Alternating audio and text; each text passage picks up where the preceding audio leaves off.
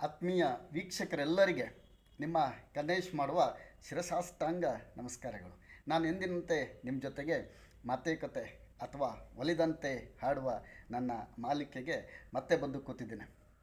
ನಿಮಗೆಲ್ಲ ಗೊತ್ತಿರೋ ಹಾಗೆ ಒಂದು ರಾಜಕೀಯ ಪಕ್ಷ ಅಥವಾ ಒಂದು ಕಾರ್ಪೊರೇಟ್ ವಲಯ ಅಥವಾ ಒಂದು ಸಂಸ್ಥೆ, ಸಂಘಟನೆ ಏನೇ ಇರ್ಬೋದು, ಇವುಗಳಿಗೆಲ್ಲ ತನ್ನದೇ ಆದಂತಹ ಒಂದು ವಿಶಿಷ್ಟವಾದಂತಹ ಕಾರ್ಯವೈಖರಿ ಇರಬೇಕಾಗುತ್ತದೆ. ಅದರಲ್ಲೂ ವಿಶೇಷವಾಗಿ ಈ ಜನರ ಬೆಂಬಲದಿಂದ, ಅಂದರೆ ಜನರ ಮತದಿಂದ ಆಯ್ಕೆಯಾಗಲೇಬೇಕಾದಂತಹ ರಾಜಕಾರಣಿಗಳು ಇರುವಂತಹ ರಾಜಕೀಯ ಪಕ್ಷಗಳಿಗೆ ಹೆಚ್ಚು ಉತ್ತರದಾಯಿತ್ವ ಮತ್ತು ಹೆಚ್ಚು ಶಿಸ್ತು ಇರಬೇಕಾಗುತ್ತೆ. ಅದು ಬಹಳ ಅಪೇಕ್ಷಣೀಯ ಮತ್ತು ನಿರೀಕ್ಷಿಸುವಂಥದ್ದೇ.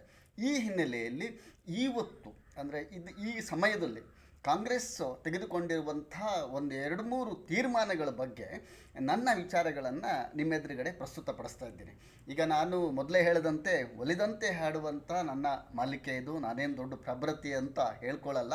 ಇದರ ಜೊತೆಗೆ ನನ್ನ ವೀಕ್ಷಕರಿಗೆ ಕೆಲವೊಬ್ಬರು ಪೂರ್ವಾಗ್ರಹಗಳನ್ನು ಇಟ್ಕೊಂಡಿರ್ತಾರೆ, ಅವರ ತಲೆಯಲ್ಲಿ ಏನೋ ಇರುತ್ತೆ, ಅವ್ರ ಬಗ್ಗೆ ನಾನೇನು ವಿಶೇಷವಾಗಿ ಮಾತನಾಡಲ್ಲ.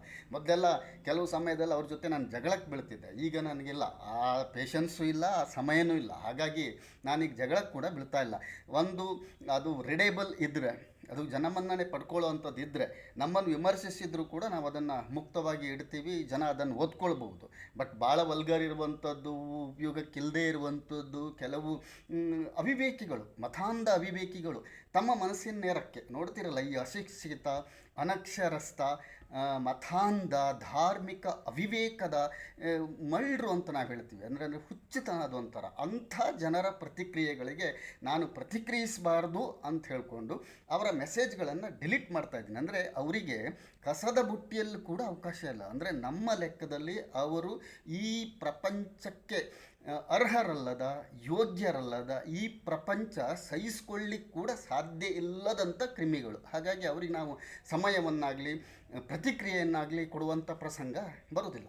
ಈ ಹಿನ್ನೆಲೆಯಲ್ಲಿ ನಾನು ಕೂಡ ಭಾಳ ಮುಕ್ತವಾಗಿ ನಮ್ಮ ವಿಚಾರಗಳನ್ನು ಯಾವ ಭೀಡೆ ಇಲ್ಲದೆ ನಿರ್ಭೀತಿಯಿಂದ ವ್ಯಕ್ತಪಡಿಸ್ತಾ ಇದ್ದೀವಿ. ನಿಮಗೂ ಕೂಡ ಸಕಾರಾತ್ಮಕವಾಗಿ ವ್ಯಕ್ತಪಡಿಸ್ಲಿಕ್ಕೆ ಅವಕಾಶ ಇದೆ.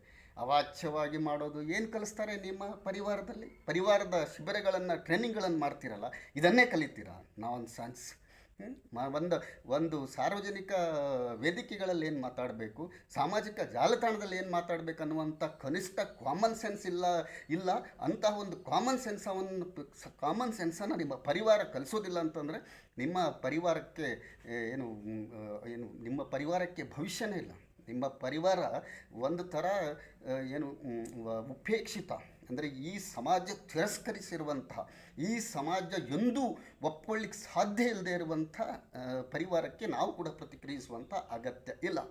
ಇವತ್ತು ಸಾಂದರ್ಭಿಕವಾಗಿ ನೀವು ಕರ್ನಾಟಕ ರಾಜ್ಯದ ಮುಖ್ಯಮಂತ್ರಿಯಾಗಿ ಶಿವಕುಮಾರ್ ಅವರನ್ನು ನೋಡ್ತಾ ಇದ್ದೀರಿ.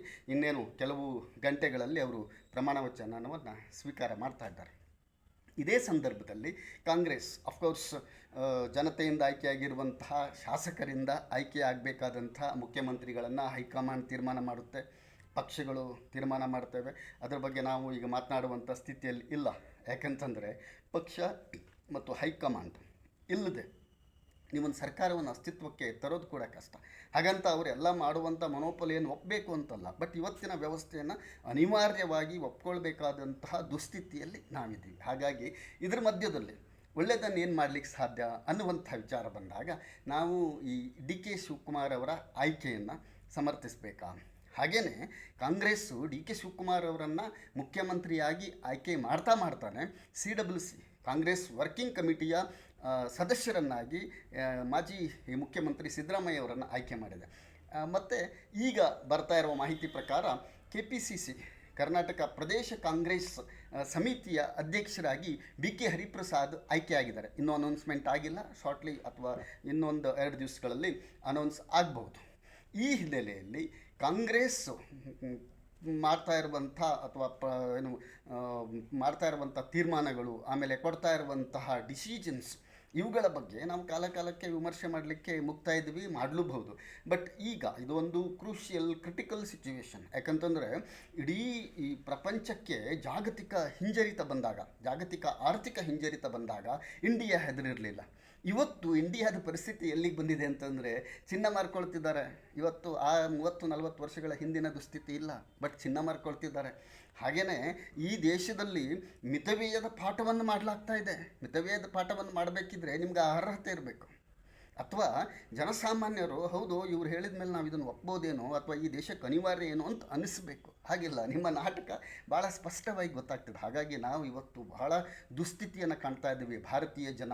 ಯಾಕಂದರೆ ಇದು ಭಾರತೀಯರ ಸ್ವಯಂಕೃತ ಅಪರಾಧ. ಯಾವ ಒಂದು ಪರಿವಾರಕ್ಕೆ ಈ ನೆಲದ ಬಗ್ಗೆ ಕಾಳಜಿ ಇಲ್ಲ, ಈ ನೆಲಮೂಲದ ಜನರ ಬಗ್ಗೆ ಕಾಳಜಿ ಇಲ್ಲ, ಈ ದೇಶದ ಬಗ್ಗೆ, ಈ ದೇಶವನ್ನು ಕಟ್ಟಬೇಕನ್ನುವಂಥ ನಿಜವಾದ ಕಾಳಜಿ ಇಲ್ಲ. ಬರೀ ಈ ಶ್ರೀಮಂತರು ಮೇಲ್ವರ್ಗವನ್ನು ಓಲೈಸುವಂತಹ ಒಂದು ಕೆಲವೇ ಜನರ ಹಿತಾಸಕ್ತಿಯ ಪರಿವಾರ ಈ ದೇಶಕ್ಕೆ ಒಬ್ಬ ಪ್ರಧಾನಿಯನ್ನು ಕೊಡುತ್ತೆ, ಒಂದು ಪಕ್ಷವನ್ನು ಕೊಡುತ್ತೆ. ಆ ಪಕ್ಷವನ್ನು ಈ ದೇಶದ ಜನತೆ ಎಲ್ಲ ಒಪ್ಕೊಳ್ಬೇಕು ಅನ್ನುವಂತಹ ದುಸ್ಥಿತಿ ಏನಿದೆಯಲ್ಲ, ಇದು ಪ್ರಾರಂಭವಾಗಿದ್ದು ಈ ಶತಮಾನದ ಪ್ರಾರಂಭದಲ್ಲಿ. ಯಾಕಂತಂದರೆ ನಾವು 1900ರಲ್ಲಿ ಆ 100 ವರ್ಷಗಳಲ್ಲಿ ಬೇರೆ ಬೇರೆ ಏನೇನೆಲ್ಲ ವಿಪ್ಲವಗಳನ್ನು ಕಂಡಿದ್ವಿ, ಬದಲಾವಣೆಗಳನ್ನು ಕಂಡಿದ್ವಿ. ಈ ದೇಶಕ್ಕೆ ಏನು ಆಗ್ಬೋದು ಅನ್ನುವಂಥ ನಿರೀಕ್ಷೆಯನ್ನು ಮಾಡಲೇ ಆರದಂಥ ಸಂದರ್ಭದಲ್ಲಿ ಈ ದೇಶಕ್ಕೆ ಸ್ವಾತಂತ್ರ್ಯ ಸಿಕ್ಕಿದೆ. ಸ್ವಾತಂತ್ರ್ಯ ಸಿಕ್ಕಿದ ಮೇಲೆ ನಾವು ಎಲ್ಲರ ನಿರೀಕ್ಷೆಯನ್ನು ಮೀರಿ ದೊಡ್ಡ ಪ್ರಮಾಣದಲ್ಲಿ ಅಭಿವೃದ್ಧಿಯನ್ನು ಹೊಂದಿದ್ವಿ. ತಾಂತ್ರಿಕತೆ, ವಿಜ್ಞಾನ, ಸಾಮಾಜಿಕವಾಗಿ ಎಲ್ಲ ದೃಷ್ಟಿಯಿಂದ ನಾವು ದೊಡ್ಡ ಪ್ರಮಾಣದಲ್ಲಿ ಅಭಿವೃದ್ಧಿಯನ್ನು ಸಾಧಿಸಿದ್ದೀವಿ. ಯಾಕಂತಂದರೆ 140-50 ಕೋಟಿ ಜನಸಂಖ್ಯೆ ಇರುವಂಥ ದೇಶದಲ್ಲಿ ಯಾವುದೇ ಒಂದು ಸಾಮಾಜಿಕ, ರಾಜಕೀಯ ಈ ವ್ಯವಸ್ಥೆಗಳ ಅಷ್ಟು ಸುಲಭದಲ್ಲಿ ಇರಲ್ಲ. ಇಂತಹ ಒಂದು ಪರಿಸ್ಥಿತಿಯನ್ನು ಎಲ್ಲ ತೊಂದರೆಗಳ ಮಧ್ಯದಲ್ಲಿ ನಾವು ಸಾಧಿಸಿದ್ದೀವಿ ಅಂತ ಆದರೆ ಈ ದೇಶಕ್ಕೆ ಒಂದು ಬಹಳ ಭವಿಷ್ಯ ಇದೆ. ಭಾಳ ಇದರ ಚೈತನ್ಯನೇ ವಿಶಿಷ್ಟ. ಯಾಕಂತಂದರೆ ನಿಮ್ಮ ಮೇಲೆ ದಾಳಿಕೋರರು ಬಂದಾಗ ನಾವು ಬಗ್ಲಿಲ್ಲ. ಅಂದರೆ ನಮ್ಮ ದೇಶದ ಮೇಲೆ ಯಾರ್ಯಾರೆಲ್ಲ ದಾಳಿ ಮಾಡಿದ್ರು ನಾವು ಬಗ್ಲಿಲ್ಲ. ಈ ದೇಶದ ಹಿತಾಸಕ್ತಿಯನ್ನು ಕಾಪಾಡ್ತೀವಿ ಎನ್ನುವಂತಹ ನಾಟಕವನ್ನು ಬೇರೆ ಪಕ್ಷ ಪರಿವಾರಗಳು ಮಾಡಿದವು. ಅವರಿಗೆ ನಾವು ಡೋಂಟ್ ಕೇರ್ ಅಂತಿದ್ವಿ. ಭಾರತದ ಜನತೆ ಆ ಶಕ್ತಿ ನಮಗಿದೆ. ಬಟ್ ಒಂದು ಒಳ್ಳೆಯ ಆಡಳಿತ ವ್ಯವಸ್ಥೆ ಬಂದಾಗ ಅದಕ್ಕೆ ನಮ್ಮ ಜನತೆಗೆ ಒಂದು ಶಕ್ತಿ ಸಿಕ್ಕಂಗಾಗುತ್ತೆ, ಸ್ಫೂರ್ತಿ ಸಿಕ್ಕಂಗಾಗುತ್ತೆ. ಆ ಹಿನ್ನೆಲೆಯಲ್ಲಿ ನಾವು ದೇಶವನ್ನು ಬೆಳೆಸಬೇಕಾದ, ದೇಶವನ್ನು ಅಭಿವೃದ್ಧಿಪಡಿಸಬೇಕಾದ, ದೇಶದ ಹಿತಾಸಕ್ತಿಗಾಗಿ ನಾವೆಲ್ಲರೂ ಸೇರಿ ದುಡಿಬೇಕಾದಂತಹ ಅನಿವಾರ್ಯತೆಯಲ್ಲಿ ನಾವು ಇವತ್ತಿದ್ದೇವೆ. ಈ ಎಲ್ಲ ಹಿನ್ನೆಲೆಯನ್ನು ಗಮನಿಸ್ತಾ ನಾನಿವತ್ತು ಈ ಕಾಂಗ್ರೆಸ್ನ ತೀರ್ಮಾನಗಳ ಬಗ್ಗೆ ಸ್ವಲ್ಪ ಖುಷಿಯಿಂದ ಮಾತಾಡಲಿಕ್ಕಿದ್ದೀನಿ. ಯಾಕೆಂತಂದರೆ ಡಿ.ಕೆ. ಶಿವಕುಮಾರ್ ಅವರೇನು ಮುಖ್ಯಮಂತ್ರಿ ಆಗ್ತಾ ಇದ್ದಾರೆ, ಅವರು ದಿಢೀರ್ ಎಮರ್ಜ್ ಆದವರು ಅಲ್ಲ. ಬಹಳ ಕಾಲ ಕಾಂಗ್ರೆಸ್ನಲ್ಲಿ ದುಡಿದಿದ್ದಾರೆ. ಬಹಳ ವರ್ಷಗಳ ಕಾಲ ಶ್ರಮದಿಂದ ಜನತೆಯ ಸೇವೆ ಮಾಡಿದ್ದಾರೆ. ಈ ರಾಜ್ಯದ ಬಹಳಷ್ಟು ಇಲಾಖೆಗಳಲ್ಲಿ ಕೆಲಸ ಮಾಡಿ ಬಹಳ ಜನಪರವಾದಂಥ ಕೆಲಸವನ್ನು ಮಾಡಿದೆ. ಅಫ್ಕೋರ್ಸ್ ಅವ್ರ ಮೇಲೆ ಆರೋಪಗಳಿರ್ಬೋದು, ಇಡಿ IT ಇಂಥವುಗಳೆಲ್ಲ ಆಯಿತು. ಬಟ್ ಭಾರತದಲ್ಲಿ ಅದು ಇತ್ತೀಚಿನ ವರ್ಷಗಳಲ್ಲಿ ಏನಾಗಿದೆ ಅಂತಂದರೆ, ಯಾರು ತಮಗಾಗೋದಿಲ್ಲ ಅವರೆಲ್ಲ ಭ್ರಷ್ಟರು, ದುಷ್ಟರು. ತಮಗಾಗೋರು ಅವರು ಎಂತಹ ಭ್ರಷ್ಟರಿದ್ರು ಕೂಡ ಅವರು ವಾಷಿಂಗ್ ಮೆಷಿನ್ನಲ್ಲಿ ಹಾಕಿ ತೆಗೆದಂಥ ಬಟ್ಟೆಗಳಾಗಿ ಶುಭ್ರ ಆಗಿಬಿಡ್ತಾರೆ. ಈ ವಿದ್ಯಮಾನವನ್ನು ನೋಡ್ತಾ ಇದ್ದಾಗ ನಾವೇನು ಶಿವಕುಮಾರ್ ಅವರಿಗೆ ಸರ್ಟಿಫಿಕೇಟ್ ಕೊಡಲ್ಲ.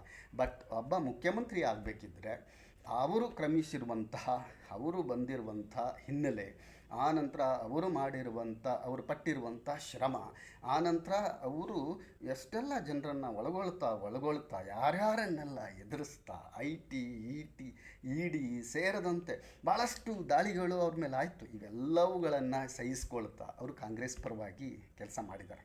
ಮತ್ತು ಕಾಂಗ್ರೆಸ್ನ ಟ್ರಬಲ್ ಶೂಟರ್ ಅಂತ ಏನು ಹೆಸರುವಾಸಿಯಾಗಿದ್ದಂಥವ್ರು, ಅವರಿಗೆ ಇವತ್ತೊಂದು ಒಳ್ಳೆಯ ಅವಕಾಶ ಇದೆ. ಯಾಕಂತಂದರೆ ಕರ್ನಾಟಕದಲ್ಲಿ ಭಾಳಷ್ಟು ಜನ ಒಳ್ಳೊಳ್ಳೆ ಮುಖ್ಯಮಂತ್ರಿಗಳಾಗಿ ಹೋಗಿದ್ದಾರೆ. ಜನರ ಪರವಾಗಿ ನಿಂತು ಜನಪರವಾಗಿ ಕೆಲಸ ಮಾಡಿ ಜನರ ಹೃದಯದಲ್ಲಿ ಸದಾ ನಾಯಕರಾಗಿ ಮುಖ್ಯಮಂತ್ರಿಗಳಾಗಿ ರಾರಾಜಿಸ್ತಾ ಇರುವಂಥ ಅನೇಕ ಹೆಸರುಗಳಿದೆ.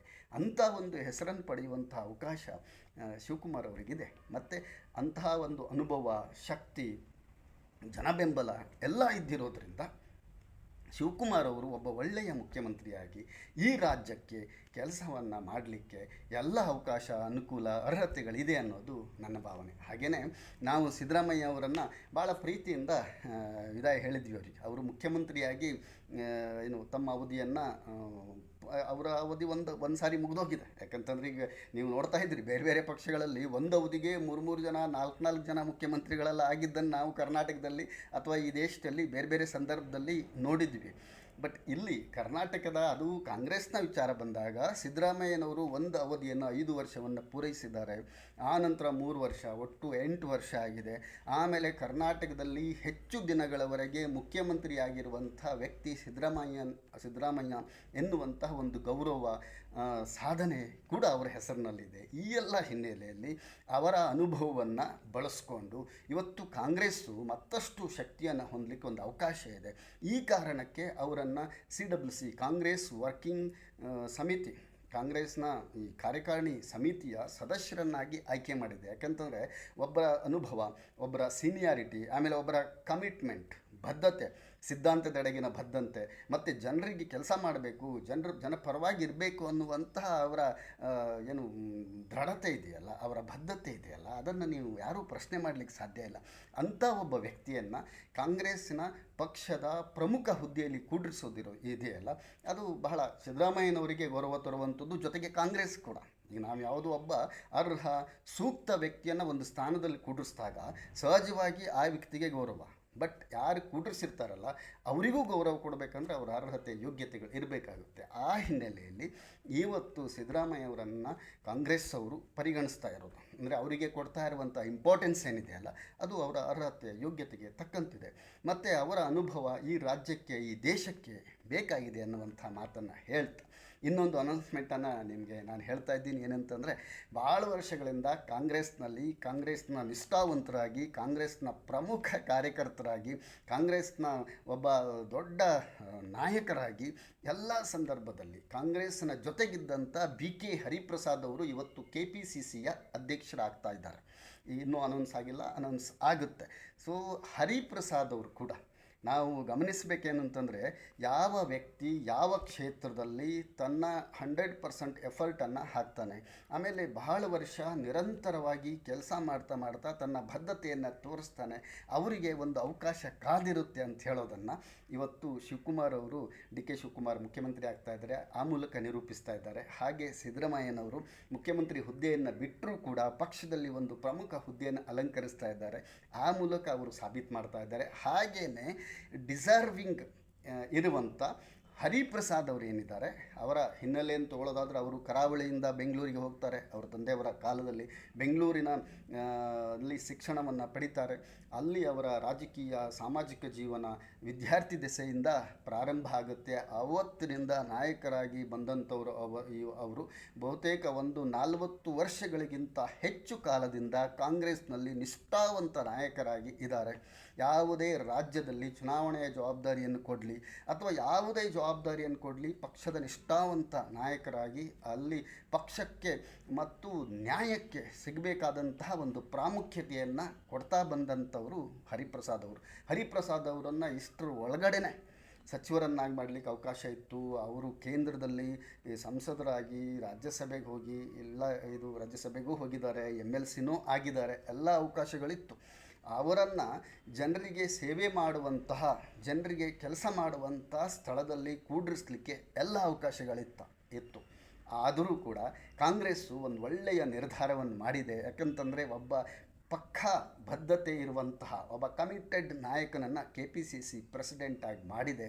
ಮತ್ತು ಈ ಥರ ಒಬ್ಬ ಒಳ್ಳೆಯ ನಾಯಕನನ್ನು ಪಕ್ಷದ ಒಂದು ರಾಜ್ಯದ ಅಧ್ಯಕ್ಷತೆಗೆ ಏರಿಸಿದರೆ ಅವರ ನಡೆನುಡಿಗಳಿಂದ, ಅವರ ಬದ್ಧತೆಯಿಂದ, ಅವರ ಕೆಲಸದಿಂದ, ಅವರ ಕಾರ್ಯವೈಖರಿಯಿಂದ, ಅವರ ಸುದೀರ್ಘ ಅನುಭವದಿಂದ ಕಾಂಗ್ರೆಸ್ಗೆ ಅನುಕೂಲ ಆಗುತ್ತೆ. ಹಾಗೆಯೇ ಸರ್ಟನ್ಲಿ ಒಂದು ಪಕ್ಷಕ್ಕೆ ಅನುಕೂಲ ಆಯಿತು ಅಥವಾ ಒಂದು ಸರ್ಕಾರಕ್ಕೆ ಅನುಕೂಲ ಆಯಿತು ಅಂತಂದರೆ ಅದರಿಂದ ನಿಶ್ಚಿತವಾಗಿ ಜನಸಾಮಾನ್ಯರಿಗೆ ಅನುಕೂಲ ಆಗುತ್ತೆ. ನಾನು ಆಗಾಗ ಹೇಳ್ತಾ ಇರ್ತೀನಿ, ಈ ದೇಶದಲ್ಲಿ ಯಾರ್ಯಾರೆಲ್ಲ ಯಾವ ಸ್ಥಾನದಲ್ಲಿ ಕೂಡಿರಬೇಕು ಅಂದರೆ ಅರ್ಹತೆ, ಯೋಗ್ಯತೆ ಇರುವಂಥವರು ಯಾವ ಜಾಗದಲ್ಲಿ ಕೂಡಿರಬೇಕಲ್ಲ ಅಂಥ ಜಾಗಗಳು ಸಿಗುವುದು ಭಾಳ ಅಪರೂಪ.